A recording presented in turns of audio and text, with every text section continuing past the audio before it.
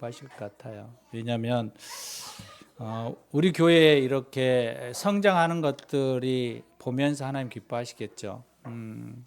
찬양대에 이런 찬양의 성가곡들이 이게 짧은 시간에 준비하는 것들이잖아요. 우리가 잘 알다시피 주일날 잠깐 모여서 준비하면서 이렇게 한 달에 한 번씩 올리는데 정말 그 안에 그 중심 안에 하나님이 그 선심과 수고와 노력을 통하여서 받으시는 그 과정들이 너무 귀한 것이죠.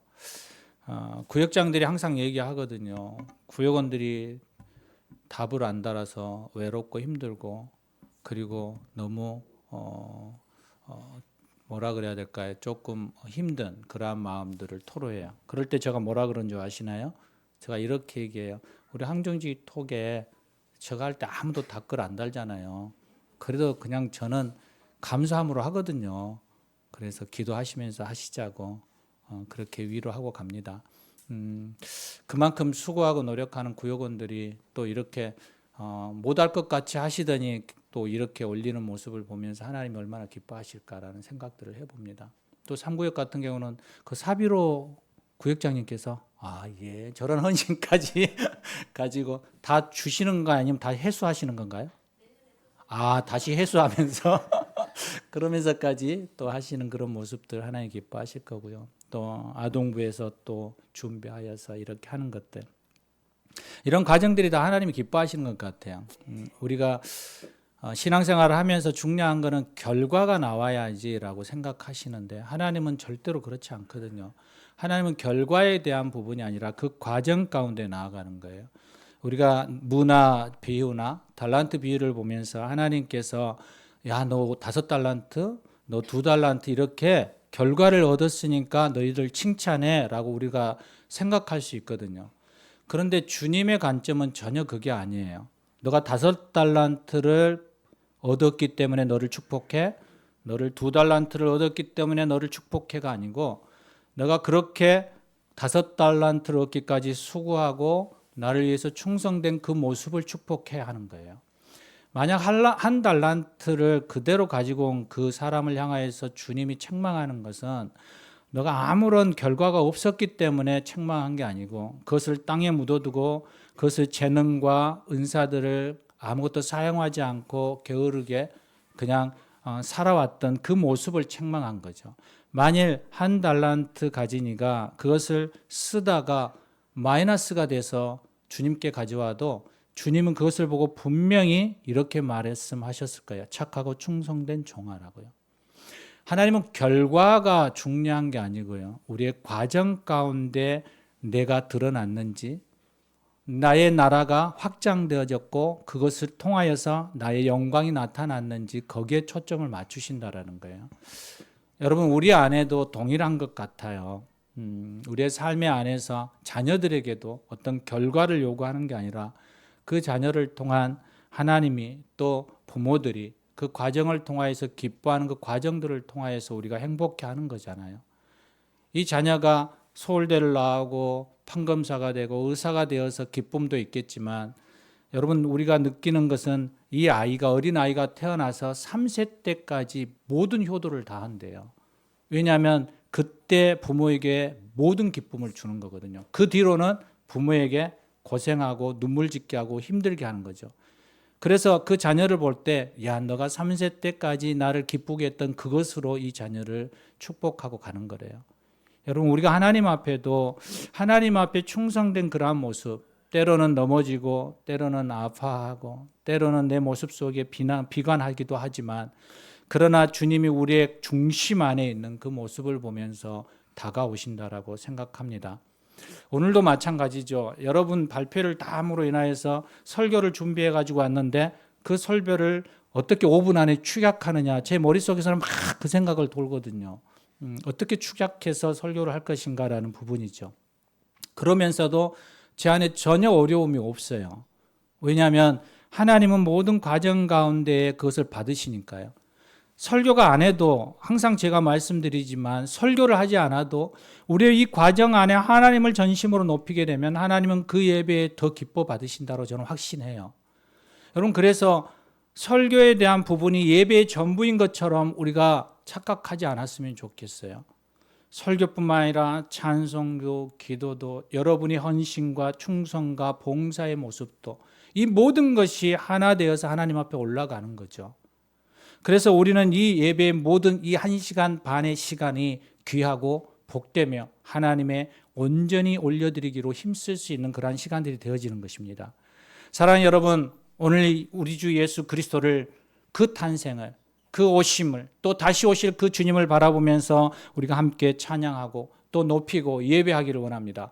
우리 다 같이 이렇게 한번 고백했으면 좋겠습니다. 주님 오심을 감사합니다. 좀 열정적으로 우리가 또 온몸을 사용해서 주님 오심을 감사합니다. 자, 다시 한번 하겠습니다. 주님 오심 감사합니다. 네, 할렐루야. 네, 다시 오실 그 주님을 감사하는 마음으로, 다시 오실 주님을 기대합니다. 우리 박수로 또 고백하겠습니다. 다시 오실 주님을 기대합니다. 네, 이러한 모습으로 주님 앞에 나아가기를 소망합니다. 오늘 베들레헴이라는 곳이 등장하게 되거든요. 이것은 미가서 5장 2절의 말씀인데, 이게 마태의 신약 시대에 이루어지잖아요. 그런데 이 예수님이 오시는 그때부터 그때에서 지금 이 미가서의 그 과정 안의 시간은 몇 년이 흘렀냐면 700여 년이 흐른 거예요. 그러니까 700여 년 전에 예수 그리스도, 너희가 기다리는 구원자 메시아가 베들레헴 에브라임으로 오겠다라고 얘기하는 거죠. 이 베들레헴 에브라다라는 동일한 얘기예요. 베들레헴은 옛날 명이, 옛날 지명이 에브라다예요. 이 에브라다에, 이 베들레헴에 하나님께서 이미 예수 그리스도 메시아 구원자를 보내주시기로 우리에게 약속하셨고 말씀하셨던 거예요. 그게 이 700여 년이 지난 그때에 예수님이 오시게 되죠. 근데 그 예수님은 어떤 분이시냐라고 했을 때, 그의 근본은 상고의 영혼에 있느니라. 왜 여기 지금 미가서 5장 2절에 말씀하고 있는 분이 메시아 예수 그리스도냐라고 얘기했을 때, 그의 근본 상고에서 영혼 전부터 영혼까지, 그분은 하나님 한 분밖에 없잖아요. 바로 그 하나님이 이 베들레헴 에브라다에 오시겠다라고 약속하신 거예요. 그리고 그 하나님, 성자 하나님이 이 땅에 오신 거죠. 그런데 왜 하나님은 베들레헴이라는 곳을 선택하셨을까? 우리가 생각하는 왕궁이나 예루살렘이나 헤롯의 궁이 아니라, 왜 예루살렘에서도 8km나 떨어진 변두리, 가난하고 연약하고 힘없는 이들이 사는 그곳에 예수님을 보내셨을까? 이것은 우리에게 중요한 하나의 의미들을 보여주고 있는 것이죠. 아주 작은 도시, 준변의 변두리, 가난하고 어려운 사람들에게 주는 것은 바로 하나님의 기쁘신 섭리, 진리가 있는 거예요. 예수님께서 베들레헴에 태어나신 것은 가난한 자들을 위해서 이 땅에 아들을 보내시겠다라고 약속하신 거죠. 예수님을 마국간에, 그 쉴만한 곳 하나 없는 그곳에, 분주한 그곳에서 마국간에 태어나게 하는 것은 가장 작은 자들, 불행하고 비참한 우리의 삶의 현장 가운데 주님이 오시겠다라고 얘기한 거예요. 여러분, 하나님의 마음은 가장 낮은 곳, 절망적인 곳, 소망이 없는 곳에 함께 하시고자 하는 그 아버지의 마음이 있는 거죠. 여러분 안에 공허함이 있습니까? 하나님으로부터 가까이 나아가기에 내 모습이 너무 비참하게 보여지고 너무 초라하게 보여지고 하나님 앞에 나아서기에 나는 죄인으로 절망하면서 불행함과 고통 가운데 있으십니까? 주님이 그곳에 찾아오신다라는 거예요. 그곳에 함께 하시겠다라고 말씀하시는 거예요. 그게 이 베들레헴에 함축되어져 있는 의미예요. 여러분, 우리 안에서 가장 낮은 곳, 가장 힘들고 고통과 불행과 모든 눌림 속에 있는 곳, 그것이 어딜까요? 그것이 죄가 있는 몸인 곳이죠. 주님은 바로 그 죄의 문제를 해결하기 위해서 이 땅에 오신 거예요. 그리고 그 죄의 문제를 해결하기 위해서 하나님이 바로 십자가에 죽으시고 피 흘려 우리를 구원의 길로 이끌어 가신 거예요. 사랑하는 여러분, 그것을 지금 말씀하고 있는 것이죠.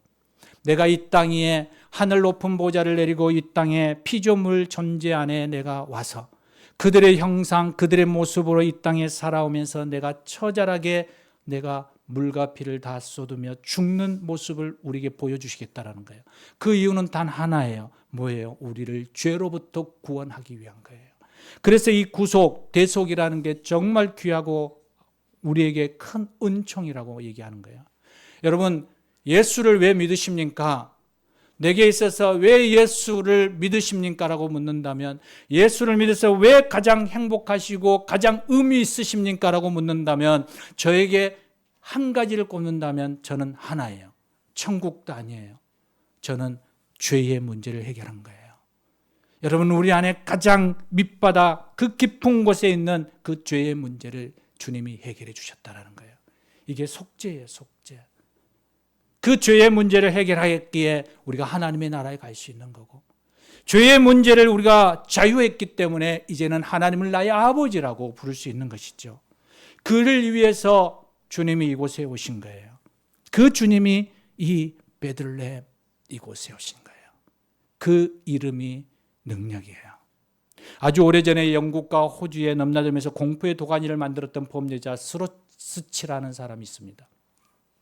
그는 40년 동안의 병원을 다니고 50번이나 맞는 이 채찍에 8번이나 그렇게 고통을 당하면서 태형이죠. 그 벌 이름이 태형이에요. 태형. 저 이름하고 똑같아요. 태형이에요. 이렇게 채찍을 하면서도 그가 변하지 않아요. 그래서 사람들이 얘기해요. 이구동성으로 스스로 변화할 수 없는 이 스로스치는 절대로 변화 불가능한 사람이다라고 얘기해요. 그가 추록하고 나서 구세군이 운영하는 숙박소에서 하룻밤을 자다가 예수를 만나요. 그리고 새 사람이 돼요. 그가 이렇게 고백해요. 18년 동안 구세군 보호소에서 하나님의 영광을 위해 선한 이고 좋은 일을 하다가 하나님의 부르심을 받고 간 그가 만나는 사람들마다 나는 40년 동안 정부가 달라들어서 나를 고치려고 감옥에 가두고 수백 대의 채찍을 때렸음에도 나를 변화시키지 못했다. 그런데 내가 예수님을 그분을 단 2분 만에 만남으로 인해서 새롭게 변화되었다라고 얘기해요. 사랑하는, 이것이 복음의 능력이에요. 이것이 예수 그리스도의 이름이에요. 이것이 바로 오늘 본문 베들레헴 에브라다에 하나님이 오신 그 중요한 목적이고 의미인 거예요. 사랑하는 여러분, 오늘 이 시간 그 예수님이 우리에게 오셨고 그 예수님이 우리를 만나기를 원했고 또 그 예수님이 우리 안에 함께 있기를 원해요. 여러분, 그 예수님을 오늘 이 시간 나의 구주로 고백하기를 원합니다. 나의 힘들고 어려운 상황 속에서의 나의 해결자여 나의 온전한 안식처임을 고백하기를 원합니다. 여러분, 금요일 날 제가 여러분 톡에 교회 톡에 이렇게 안수연 씨의 영상 일부를 올려드렸어요. 우연히 접했는데 이 청년 바보 의사 안수연, 너무나도 제 기억에 생생한 사람이에요. 2006년에 생애를 마치게 되죠. 1972년에 태어나서 2006년에 33살의 나이에 희귀병 출혈암 바이러스로 그가 세상을 떠나게 돼요. 그런데 놀라운 것은 3년이 지난 2009년에 그 아이디인 스티그마, 바로 예수의 흔적이라는 그 이름에 가지고 있는 그 메일 속에 들어있는 글들을 모아서 후에 사람들이 만들어 책을 만든 게 그 바보 청년 의사예요. 그런데 그 안에서 하나님이 그에게 있어서 중요한 것은 뭐냐면 그는 예수를 위하여서 자신의 삶을 살아가는 거예요. 예수의 삶이 타인의 행복과 삶의 의미 안에 그가 헌신하면서 그분과 같이 살아가기를 힘썼어요. 그래서 많은 이들이 그를 기억해요. 그리고 10주년 기념으로해서 2008년에 많은 사람들이 그를 생각하면서 그를 첨부해서 만든 개정판이 나왔어요. 그리고 제가 그 책을 못 읽어서 이 설교를 준비하면서 그 책을 주문을 했어요. 그 책을 다 읽고 나서 다시 한번 이야기를 해드릴게요. 그런데 그 사람의 삶의 모습 속에서 이런 거예요. 목사는 교회의 제사장이고 의사는 병원의 제사장이고 교수는 학교의 제사장이에요. 이게 만인 제사장이라는 얘기예요. 여러분의 삶의 자리에서 제사장으로 살아내라고 얘기하는 거예요. 그는 그렇게 살았거든요. 여러분이 계신 곳에서 가난하고 소외된 베들레헴, 주님이 그곳에 오셨듯이 우리도 이제 그곳을 찾아가는 거예요. 그리고 그곳에서 예수님을 보여주고 예수님을 경험하며 그들에게 예수님이 주인 되어서 새로운 희망이 넘치는 그 기적의 베들레헴을 우리가 또한 보여주는 거예요. 이게 우리가 성탄절을 보내는 자세예요. 사랑하는 여러분, 오늘도 우리의 삶 속에서 우리가 조금만 고개를 돌려보면 하나님의 그 사랑을, 그 하나님의 영광을 드러내야 할 곳들이 너무 많아요. 여러분, 내일 선물 교환하잖아요. 어떤 분이 그러시더라고요. 3일 동안 선물을 찾아 길을 헤맸다고. 여러분, 그 안에 어떤 마음일까요? 사랑의 마음. 누군가에게 주어야만 하는데 어떤 선물을 줘야 될까 하는 그 간절함이 있지 않을까요? 여러분, 그러한 마음들이, 그러한 사랑들이, 그러한 관심들이 모여서 내게 필요한, 나의 도움이 필요한 곳들을 향하여 나아갈 때 우리 안에 있는 예수 그리스도가 만인의 제사장이라고 선포하는 우리가, 내가 하나님의 자녀요 하나님의 아들이라고 말하는 우리가 그것을 보여줄 수 있는 거예요. 동일한 야고보를 통해서 얘기하듯이 믿음을 보여봐라고 할 때 여러분, 믿음을 무엇으로 보여주실 건가요? 내 안에 있는 하나님의 나라, 내 안에 있는 작은 베들레헴에 찾아온 그 예수 그리스도를 우리가 보여줄 때 바로 그것이 우리의 믿음의 현장이 되어지는 것입니다. 그 삶을 여러분 살아내는 저와 여러분 되시기를 주의 이름으로 축원합니다. 우리 함께 기도하겠습니다. 하나님, 내가 기적의 통로가 되기를 원합니다. 하나님, 내가 주님이 오신 이 작은 베들레헴, 그곳에 내가 이제 가게 해 주시옵소서. 주님을 만났고 주님을 경험했기에 그 주님 앞에 내가 반응하며 나가게 해 주시옵소서. 오늘 이 시간 이 마음을 가지고 우리 잠깐 기도하겠습니다. 오 주님, 그렇습니다. 하나님, 당신 앞에 나아가기를 소망하고 그 주님 앞에서